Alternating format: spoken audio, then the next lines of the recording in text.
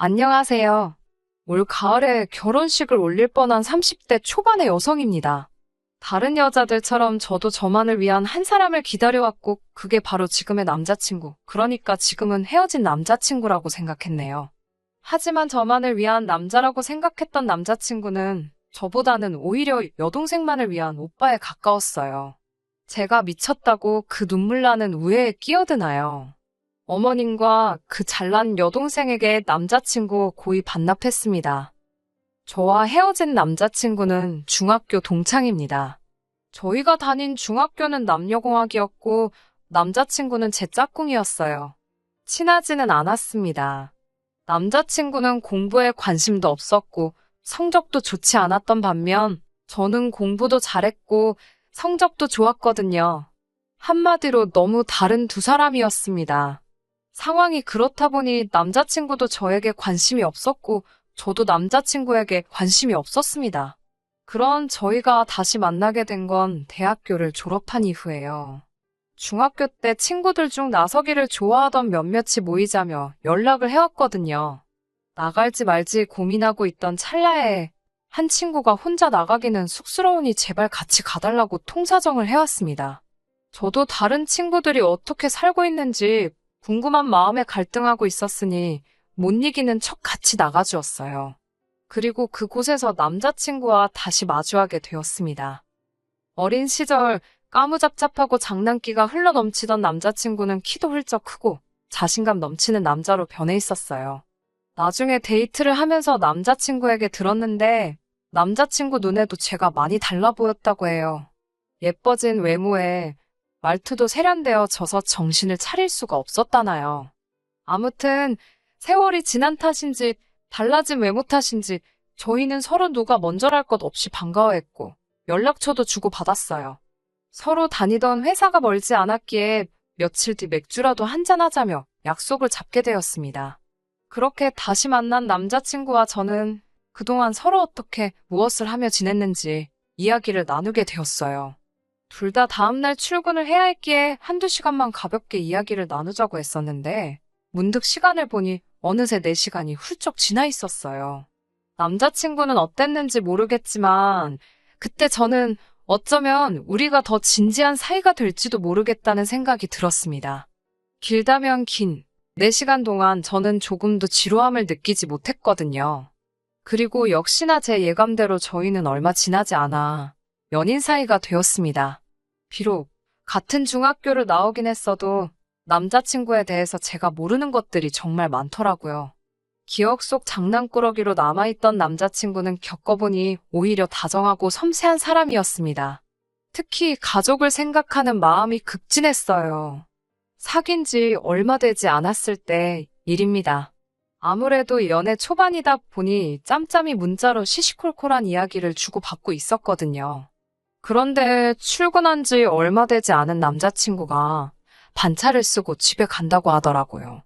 무슨 일이냐고 하니까 자기 여동생이 열감기가 심해서 지금 약 사들고 집에 가봐야 할 것 같다고 했습니다. 당시 남자친구는 5살 어린 여동생과 혼자이신 어머님까지 셋이서 한 집에 같이 살고 있었어요. 말은 안 했지만 전 속으로 어머님도 계신데 굳이 일하던 남자친구가 약을 사들고 집에 가는 게 맞나 싶었습니다.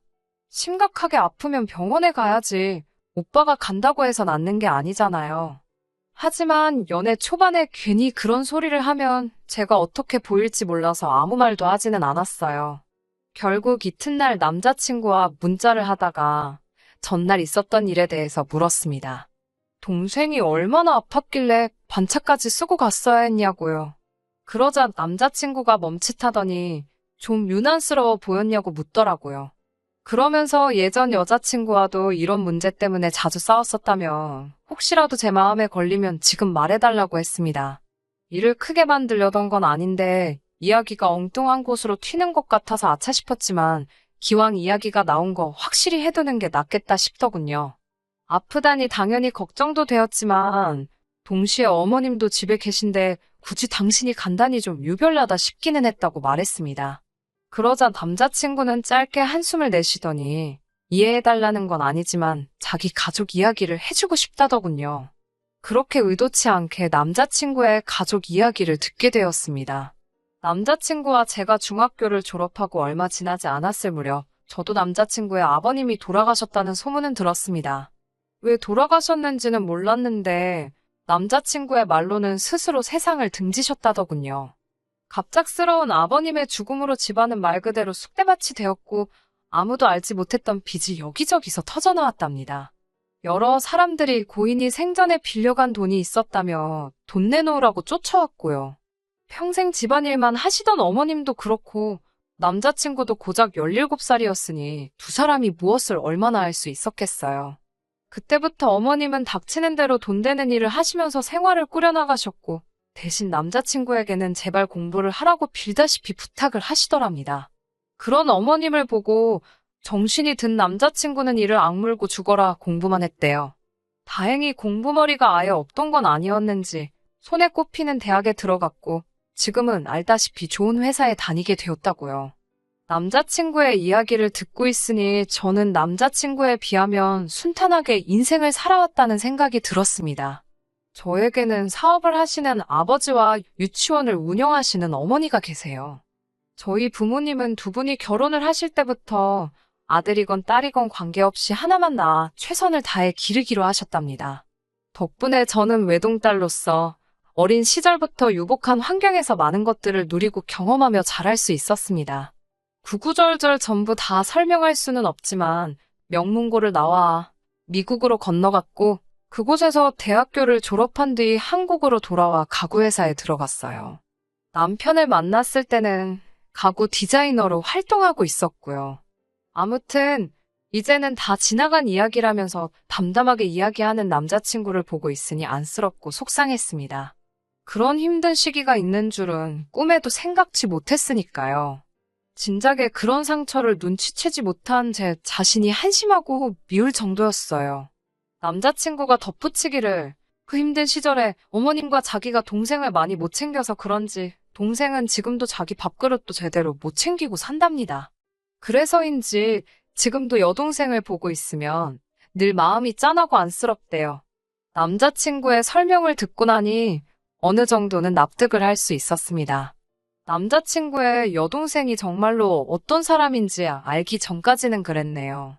사실 남자친구가 자기 여동생이 소위 지 밥그릇도 못 챙기는 사람이라고 표현하는 걸 들었을 때만 해도 제 나름대로 머릿속에서 그 여동생에 대한 이미지를 좀 안 되고 불쌍한 사람으로 그렸던 것 같습니다. 사람에 대해서 마음대로 이미지를 만들고 편견을 가지면 안 된다는 건 저도 잘 알아요. 하지만 남자친구의 표현과 당시 그가 지어 보였던 표정이 절 오해하게 만들었거든요. 마치 세상에 그렇게 안 된 아이는 없다는 듯 당장이라도 눈물이 떨어질 것 같은 안쓰러운 표정을 보여서 없던 동정심까지 생기게 했으니까요.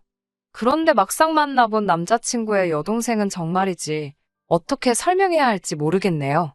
1년 정도 만났을 무렵 남자친구는 저에게 이제 진짜 한 가족이 되었으면 좋겠다며 저에게 청혼을 해왔습니다. 이미 동창들 사이에서는 저희가 결혼할 사이라고 소문이 다 났던 만큼 저희 둘이 결혼하는 건 당연한 일처럼 되어 있었어요. 심지어 저조차 그렇게 생각하고 있었고요. 그래서 청혼을 받았을 때 정말 깊게 고민하지 않고 그러자 했습니다. 그리고 일주일도 되지 않았을 무렵 바로 어머님과 남자친구의 여동생을 만나게 되었어요. 연애하는 동안 사실 남자친구는 몇 번이고 저를 어머님과 자기 여동생에게 소개하고 싶어 했지만 이상하게 그것만큼은 제가 내키지가 않았습니다. 솔직히 어차피 언젠가는 남자친구와 결혼을 할 테고 그러면 좋건 싫건 제 마음과는 상관없이 평생을 보고 살아야 할 사이인데 굳이 결혼도 하기 전부터 왕래를 할 필요가 있을까 싶었습니다. 남자친구에게 이런 제 생각을 전했을 때 남자친구는 적잖이 충격을 받은 표정이었고 저에게 서운하다고까지 말했지만 제 고집을 꺾을 수는 없었어요. 실제로 저 역시 남자친구에게 단 한 번도 저희 부모님을 만나라고 하지 않았고요. 그렇다 보니 결혼 이야기가 본격적으로 나오고 나서야 비로소 어머님과 남자친구의 여동생을 만나기 위해 약속을 잡게 되었습니다. 남자친구가 어머님이 토요일 점심에 보자고 하신다며 올 때 무슨 TV에 나왔다는 명인이 만든 묵은지를 사올 수 있겠냐고 묻더라고요. 원래 며느리감이 시댁에 인사 올 때는 과일이나 한과 같은 선물을 사오는 게 예의라면서요. 저도 그 예의야 당연히 알고 당연히 사갈 생각이었지만 선물로 뜬금없이 묵은지를 사오라니 황당하고 기분이 좋지만은 않았습니다. 심지어 사오라는 그 묵은지는 특정 백화점에 가야만 살 수 있는 거더라고요. 솔직히 짜증은 났지만 어머님을 처음 뵈러 가는 자리인데 싫다고 할 수도 없어서 알겠다고 했습니다. 시간 계산을 해보니 그래도 아침에 일찍 출발하면 그럭저럭 시간을 맞출 수 있겠더라고요. 하지만 정말 가는 날이 장날이라더니 토요일 아침이었습니다. 아침 일찍 백화점에 가려고 차 시동을 거는데 도통 시동이 걸리지를 않더라고요. 급한 마음에 보험사에 전화를 하니 오려면 최소한 20분은 걸린다고 했습니다.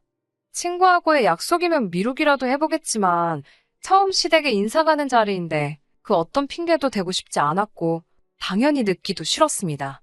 결국 차는 포기하고 택시를 불러서 백화점으로 향했어요. 그나마 다행히 어머님이 사오라고 하신 묵은지는 있더라고요. 그런데 아무리 포장을 해도 묵은지는 묵은지였습니다. 어디선가 계속해서 냄새가 나더군요.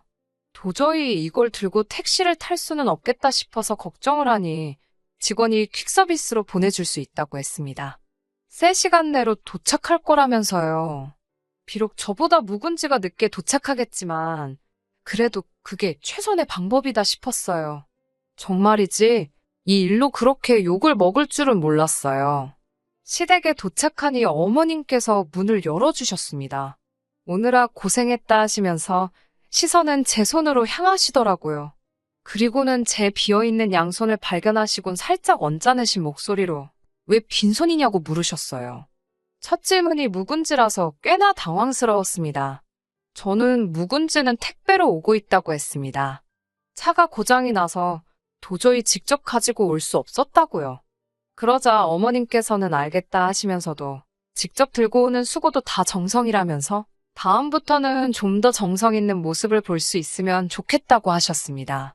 이게 말로만 듣던 시집살이인가 싶어서 황당하긴 했지만 일단은 알겠다고 죄송하다고 말씀드렸지요. 어머님께서는 묵은지랑 같이 점심을 먹으려고 했는데 점심을 좀 늦게 먹어야겠다며 마치 저 들으라는 듯이 한숨을 쉬셨습니다. 그때 방에서 누군가 나왔습니다. 남편의 여동생이었어요. 그런데 배가 나왔더라고요. 여동생이 임신했다는 소리는 못 들었기에 좀 놀랐습니다. 저를 보더니 왔어요? 라고 짧게 한마디 하더라고요. 저보다 어리긴 해도 어쨌든 초면이니까 말을 놓을 순 없으니 안녕하냐고 인사를 건넸지만 저를 한번 힐끗 보고는 고개를 까딱하고 가더라고요. 잘 들리지는 않았지만 남자친구의 여동생이 부엌에 계신 어머님께 배고프다고 징징거리는 것 같았습니다. 그리고 몇 분 뒤 짜증스러운 얼굴로 부엌에서 나와서는 묵은지 언제 오냐고 저에게 묻더라고요. 제가 이제 금방 올 거라고 대답했더니 전화 좀 해보랍니다. 배달 음식도 아니고 어떻게 조회를 해야 할지 저도 잘 모르겠다고 하니까 그럼 들고 왔어야 하는 거 아니냐고 신경질을 부리더라고요. 제가 하도 어이가 없어서 그랬는지 저도 모르게 눈을 치켜뜨며 여동생을 쳐다봤나 봅니다. 남자친구가 저더러 자기 여동생이 지금 임신 중이라서 예민해서 그렇다며 조금만 이해해 달랍니다. 임신을 내가 하라고 한 것도 아닌데 왜 처음 본 나한테 난리인가 싶어서 저도 있는 대로 짜증이 났지만 남자친구 입장을 생각해 꾹 참고 있었습니다. 그리고 얼마 지나지 않아 문제의 묵은지가 도착을 했습니다. 그제서야 여동생의 기분도 좀 나아진 듯 했고 집안 분위기도 좀 누그러지는 듯 했어요. 식사가 시작되고 어머님께서 저에게 이런저런 질문들을 하셨습니다. 특히 제가 남자친구나 남자친구의 여동생과 달리 상대적으로 여유로운 학창시절을 보냈다는 사실에 큰 관심을 보이셨습니다. 당신 자식들은 부모를 잘못 만나서 정말 힘들게 컸다며 앞으로 살면서 제가 가진 운과 복을 함께 나눠주면 좋겠다고 하셨는데 그때는 그게 무슨 뜻으로 하시는 말씀인지 이해하지 못했습니다. 그저 한 가족으로서 다 같이 잘 살면 좋겠다는 정도로 이해를 했고 당연히 저도 그러겠다고 대답했지요. 그렇게 제 생각에는 나쁘지 않았던 첫인사를 드리고 집으로 돌아왔습니다. 그날 밤 남자친구에게 고생했다며 전화가 걸려왔어요. 묵은지 일은 미안하다 하면서 자기도 자기 여동생이 임신한 걸 안 지 얼마 되지 않았답니다. 그런데 여동생이 저한테 쪽팔린다고 절대로 말하지 말라고 하도 신신당부를 해서 말을 해줄 수가 없었대요. 그 말을 들은 제가 아무리 그래도 우리는 이제 결혼할 사이인데 귀띔이라도 해주지 그랬냐고 소심하게 투덜거렸습니다. 솔직히 연인 사이에, 그것도 결혼을 앞둔 사이에 그 정도는 말할 수 있는 거 아닌가 싶었거든요. 그런데 남자친구는 전과 다르게 정색을 하면서 그래도 여동생이 비밀로 해달라는데 그것까지 알려고 하는 건 지나친 것 같다더군요. 달라진 남자친구의 태도에 저도 모르게 멈칫했습니다. 전에는 느끼지 못했던 이질감이 느껴졌지만 괜히 일이 커지는 게 싫어서 대충 알겠다고 이야기를 하고 다시 임신 이야기로 화제를 돌렸네요. 아빠는 누구냐고 물으니 정확하지 않답니다. 동시에 두 남자를 만나다가 두 남자한테 다 들켜서 다 연락이 끊긴 모양이랍니다. 그래서 지금 자기 여동생이 엄청 예민하다면서 둘 중 어느 놈이건 잡히면 가만 안 둘 생각이라고 했습니다. 솔직히 제3자인 제가 듣기엔 어이가 없었지만 당연히 그런 소리를 입 밖으로 내지는 않았어요. 나아가 이런 여자가 내 신우가 된다는 게 좀 찜찜하기도 했고요. 그래도 애써 같이 살지는 않을 거니까 괜찮을 거라고 스스로를 이해시키려고 했습니다. 하지만 신우는 제가 생각한 것보다 훨씬 이상했으며 그런 신우에게 남자친구는 너무나 관대했어요. 상견례를 앞두고 남자친구도 저희 집에 인사를 오게 되었습니다. 저희 부모님은 이미 남자친구에 대해서 어려운 환경에서도 씩씩하게 자라준 멋진 청년으로 알고 계셨기 때문에 굉장히 호의적이셨어요. 집안의 재정 상태라던가 아버님의 부재 같은 건 저희 집에선 전혀 문제가 되지 않았습니다. 그저 저희 둘이 서로 사랑하고 앞으로 잘 살라고만 하셨어요. 나머지 필요한 건 당신들이 해줄 수 있는 한 힘닿는 대로 도와주시겠다면서요. 정말 분위기도 너무 좋았고 그래서 저희 둘이 파혼하게 될 거라곤 진심으로 꿈에서조차 상상도 못했습니다. 대망의 상견례 날이었습니다. 어머님과 저희 부모님 모두 화기애애한 분위기로 강남에서 상견례로 유명한 한식당에 모이셨어요. 날씨도 좋았고 모든 것이 완벽해 보였습니다. 남자친구의 여동생만 빼고요. 모두가 모여 자리에 앉아 서로 가벼운 인사를 건네고 있는데 남자친구의 여동생이 늦어서 죄송하다며 룸에 들어왔습니다. 그러자 남자친구가 반사적으로 일어나더니 여동생이 앉을 자리로 달려가 의자를 빼주더라고요. 그걸 본 저희 부모님은 두 사람이 우애가 아주 좋은가 보다며 웃으셨어요. 하지만 정작 남자친구는 저에겐 그런 적이 한 번도 없었기에 제 기분은 별로 좋지 않았습니다. 게다가 남자친구의 여동생은 저희 부모님에게 어머님, 아버님이라고 꼬박꼬박 불러가면서 말을 걸어왔습니다. 결혼식을 비롯한 신혼살림하고 혼수, 예단 등 할 이야기가 많은데 자꾸 남자친구의 여동생이 쓸데없는 이야기를 하니까 대화의 흐름이 끊어질 수밖에 없었지요. 결국 제가 여동생에게 아가씨, 일단 중요한 것부터 정리를 해야 하니까 잠깐만 조용히 해주겠냐고 한마디를 했습니다. 그러자 여동생은 저를 보면서 벌써 윗사람 행세하는 거냐고 묻더라고요. 아예 자기가 밖에 나가 있겠다며 당장이라도 일어날 것처럼 쇼까지 하면서요. 그런데 남자친구가 왜 그러냐며 그걸 또 붙잡았습니다. 저희 부모님도 당황하셔서는 저에게 괜찮다고 그냥 두라고 하셨습니다. 분명 제 결혼식을 위한 자리인데 남자친구 여동생이 초를 치고 있는 것 같아서 정말 화가 나더라고요. 결국 사정을 숨기지 못한 제가 남자친구 여동생한테 할 말이 더 있냐고 있으면 먼저 하고 집에 가달라고 했습니다. 그러자 저희 부모님더러 뜬금없이 자기가 임신을 했다는 이야기를 하더라고요. 저희 부모님도 얼떨결에 그러냐고 축하한다고 하셨습니다. 그러자 이번에는 언니가 저희 오빠랑 결혼하면 집을 정말 사주실 거냐고 묻더라고요. 사실 저희 아버지께서 집을 사주시고 싶어 하신 건 사실이에요. 남자친구도 이 사실을 알고요. 그렇지만 분명히 제가 남자친구에게도 아버지에게도 집을 받지 않겠다는 의사를 밝힌 상태였습니다.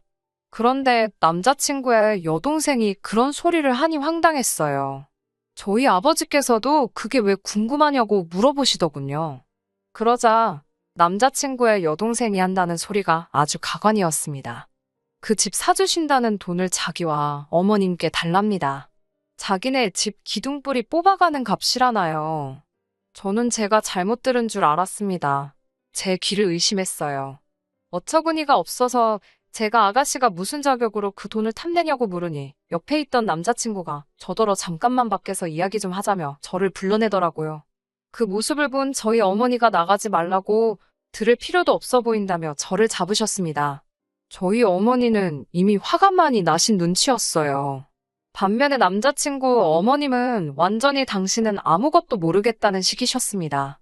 당신 딸을 어쩌지 못하시는 듯 했어요. 아무튼 저는 말 같지도 않은 남자친구 여동생의 언행에 화가 나기도 했고 그 와중에 남자친구는 또 무슨 헛소리를 하려는 건지 궁금하기도 해서 어머니의 만류에도 불구하고 남자친구를 따라 나갔습니다. 남자친구는 저에게 이번에 한 번만 자기 여동생 뜻대로 해달랍니다. 평생을 본인, 그러니까 오빠인 자기한테 치여서 살았다는 자격지심 때문에 지 인생을 허투루 써버린 불쌍한 애라나요. 그거 보상해준다 생각하고 집 사는 대신 그 돈 자기 여동생하고 평생 고생만 하신 어머님 드리자고 하더군요. 두 사람 다 자기 인생에선 무엇과도 바꿀 수 없는 소중한 존재들이라나요.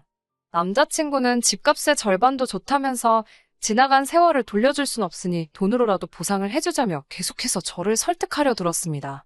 어찌나 어이가 없던지 실소가 새 나오더라고요. 제가 그걸 왜 내 부모님 재산으로 하냐고 하니까 네 부모님이 아니고 우리 부모님이랍니다. 사위도 자식이지 않냐면서요. 제가 제정신이냐고 물었습니다. 그러자 남자친구가 그러면 어떡하냐고 오히려 저에게 되묻더군요. 불쌍한 자기 어머니와 여동생은 어떻게 해야 하냐고요. 그런 남자친구를 보며 제가 당신 눈에 당신 가족들이 안쓰럽고 불쌍한 건 알겠지만 그 보상을 왜 내 부모님이 해야 하냐고 다시 물었습니다. 그리고 당신 여동생은 그걸 왜 그렇게 당당하게 요구하는 거냐고요. 이유도 알고 싶지 않고 어쨌든 그렇게는 못 해준다고 선을 그었어요. 그러자 남자친구는 원망이 가득한 목소리로 절 다시 봤다면서 저더러 그렇게 독한 사람이었냐고 그럽니다. 그 돈 없어도 너나 너희 가족은 어떻게 되는 것도 아니면서 정말 너무하답니다. 금수저로 태어나서 복받은 인생인 제가 뭘 알겠냐며 빈정거리기까지 하더라고요. 솔직히 제가 남자친구보다 나은 운명을 가지고 태어났다고 한다면 그걸 부정하지는 않겠습니다. 하지만 남자친구가 그런 식으로 생각하는 사람인 걸 진작에 알았다면 함께 미래를 만들어갈 계획 같은 건 세우지도 않았을 거예요. 저는 뒤도 돌아보지 않고 바로 방으로 돌아가 부모님께 한마디도 더 하실 필요도 들으실 필요도 없다고 말씀드린 뒤 집으로 가자고 했습니다. 이 결혼은 안 할 거라고요. 저희 부모님은 제 말에 놀라신 눈치였지만 바로 납득하신 듯 계산은 저희 쪽에서 하겠다는 말씀만 남기시고 자리에서 일어나셨습니다.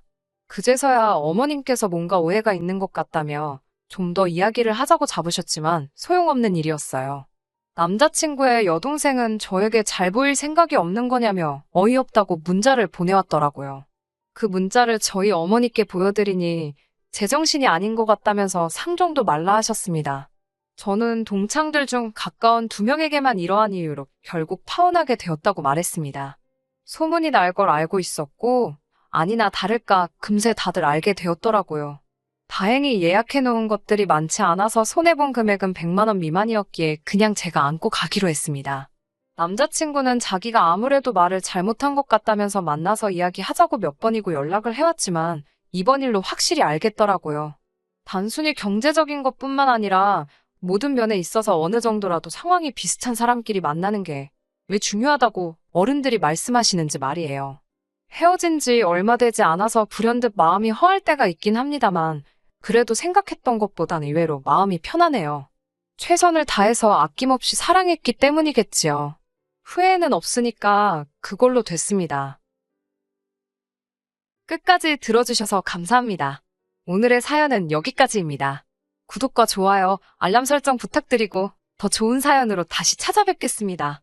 감사합니다.